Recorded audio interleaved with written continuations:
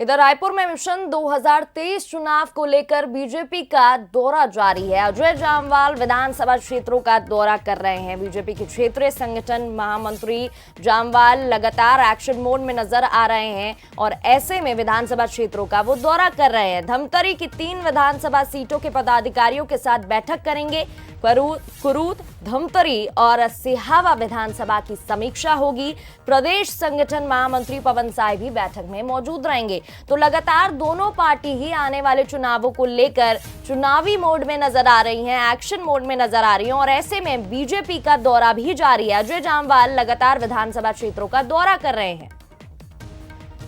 चलिए इस खबर पर हमारे साथ गौरव बने हुए हैं, उनसे बातचीत कर लेते हैं। गौरव, लगातार बीजेपी चुनावी मोड में अब नजर आ रही है। जी बिल्कुल, देखिए बीजेपी पहले ही अपने जो मजबूती है उसको कायम करने की कोशिश कर रही है। 2023 में जो विधानसभा चुनाव होने हैं उसे लेकर लगातार बैठकों का दौर जारी है, चाहे वो राजधानी रायपुर हो या फिर प्रदेश के कोई अन्य जिले या संभाग। हर जगह बीजेपी अपनी उपस्थिति दर्ज करा रही है। सबसे पहले सरगुजा संभाग में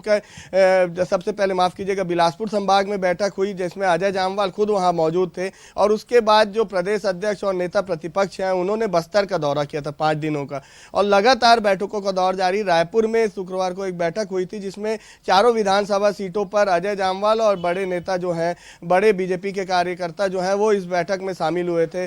कल भी बलौदाबाजार में एक बैठक हुई थी, 3 विधानसभाओं में चर्चा हुई थी। तो आज एक बार फिर से धमतरी में ये बैठक होने वाली है। बैठक लेंगे अजय जामवाल, तो लेंगे कि किस तरीके से वहां पर पार्टी की स्थिति और क्या कुछ वहां पर जो कर्मचारियों और बड़े वरिष्ठ नेताओं की जो नाराजगी है उसे कैसे दूर किया जाए। फेस टू फेस बातें की जा रही है मंडलों के द्वारा और मंडल के साथ साथ जो वहाँ के कार्यकर्ता है, जो एक्टिव कार्यकर्ता है, उनसे सुझाव लिया जा रहा है कि क्या कुछ किया जा सकता है विधानसभा चुनाव 2023 के लिए, क्योंकि बीजेपी के लिए अब ये साख की बात हो गई है कि 2023 में एक बार फिर से बड़े बहुमत के साथ वो सरकार पर आए। क्योंकि 2018 में जितनी बड़ी करारी हार का सामना बीजेपी को करना पड़ा था उसको कहीं ना कहीं एक बार फिर से जीत में बदलने की कोशिश जो है वो बीजेपी के दिग्गज कर रहे हैं। क्षेत्रीय संगठन महामंत्री अजय जामवाल के नेतृत्व में ये सभी बैठकें हो रही है, लगातार वो चर्चा कर रहे हैं। खास बात यह है कि जो महासमुंद के बसना में जो हुई थी बैठक उसमें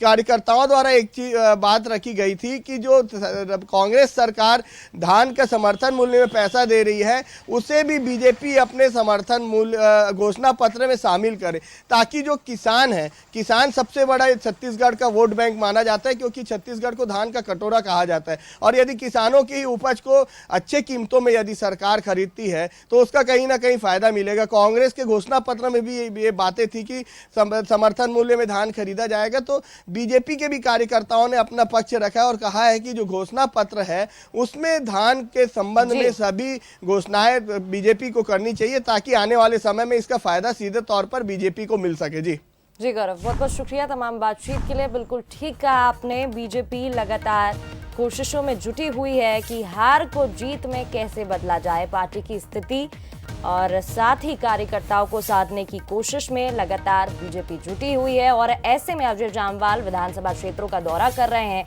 लगातार बैठकों का दौर भी जारी है।